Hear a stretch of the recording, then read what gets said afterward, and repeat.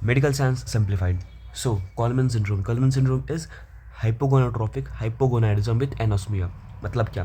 Hypogonadism पहले समझते हैं. हाइपोगोनाडिज्म मतलब क्या? हाइपो मतलब कम, गोनाडिज्म मतलब जो आपका हार्मोनल 6 हार्मोन गमीट्स वगैरह है. All right. So reduced gonadal functions leads to reduction in the sex hormones and gametes जो होते हैं वो प्रेजेंट भी हो सकते हैं, एब्सेंट भी हो सकते हैं. All right. नाउ हाइपोगोनाडोट्रॉफिक का मतलब क्या होता है? हाइपोगोनाडोट्रॉफिक मीन्स जो लो GnRH है और LH है और FSH है, उसकी वजह से हाइपोगोनाडिज्म हो रहा है.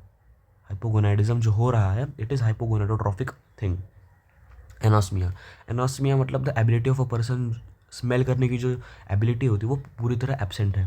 ठीक है, या तो बहुत कम है या कंप्लीटली एब्सेंट है. Osmia means the ability to smell. ठीक है, ऑल फैक्ट्री ऑस्मिया, ये सब चीज़ें. Failure of GnRH gonadotrophic releasing hormone to migrate to the hypothalamus. ठीक है, हाइपोथैलेमस तक माइग्रेट नहीं कर पा रहा है. समझ रहे हो आप? तभी उसी की वजह से हाइपोगोनाडिज्म आ रहा है. All right. GnRH न्यूरॉन्स जो है, ना GnRH neurons fail to go to और माइग्रेट टू द हाइपोथैलेमस, जिसकी वजह से GnRH का सिक्रेशन कम होगा और LH और FSH ल्यूटिनाइजिंग हार्मोन और फॉलिकल स्टिमुलेटिंग हार्मोन बढ़ेंगे. ठीक है, ये था आपका हार्मोनल प्रोफाइल. नाउ जेनेटिक्स क्या कहती है? KL1 जीन म्यूटेशन होता है, तो इसलिए Kallmann syndrome. Then X linked recessive, autosomal dominant और ऑटोसोमल रेसेसिव बीमारी है ये. ठीक है. अब इसमें बहुत इंपॉर्टेंट चीज़ की है that you might notice in the patient clinically. Small testis, the person has a very small testis, जिसे माइक्रो पेनिस भी कहते हैं. All right.